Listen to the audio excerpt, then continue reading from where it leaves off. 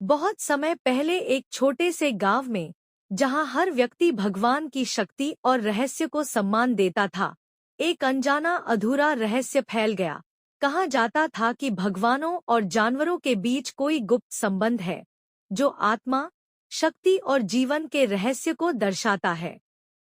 एक दिन गांव का युवा आर्यन, जो हमेशा आध्यात्मिकता और रहस्य के बारे में उत्सुक रहता था, जंगल के गहरे हिस्से में गया। वहां उसने देखा कि एक विशाल भूरा भालू बड़े शांत और गंभीर स्वर में उसके सामने खड़ा था, ठीक वैसे जैसे मानो वह कुछ कहना चाह रहा हो।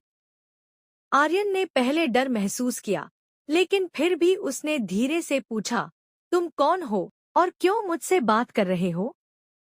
भालू ने कुछ शब्दों की गूंज की तरह जवाब दिया, जो तुम जानना चाहते हो, वह गुप्त ज्ञान आज तुम्हारे सामने प्रकट होगा। और वह भालू एक दीर्घ प्रकाशित मार्ग की ओर चल पड़ा। आर्यन भालू के पीछे पीछे चला गया और एक दिन उसे एक पुराना मंदिर मिला।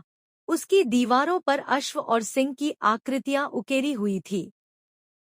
वहां एक पुराना ग्रंथ मिला जिसमें लिखा था, जब जानवर आत्मा के साथ मेल खाते हैं, तब मानव ज्ञान का द्वार खुलता है। आश्चर्य हुआ, लेकिन जैसे ही उसने उस लेख को छुआ, मंदिर की दीवारों से एक क्षितिज रंग की रोशनी निकली और एक प्राचीन वाणी बोल उठी, जो जीव भगवान के कारणों को समझता है, वही उस दिव्य संसार में प्रवेश कर सकता है।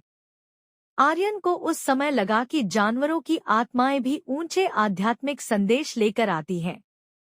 जब आर्यन गांव वापस लौटा, उसने सबको वह ग्रंथ दिखाया और बताया कि हर जीव, चाहे वह मानवीय हो या कोई जानवर, उसी आत्मा का प्रतीक है।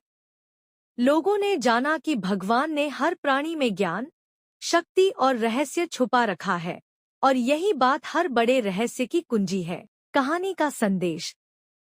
यह कहानी याद दिलाती है कि हर प्राणी में एक आत्मा होती है।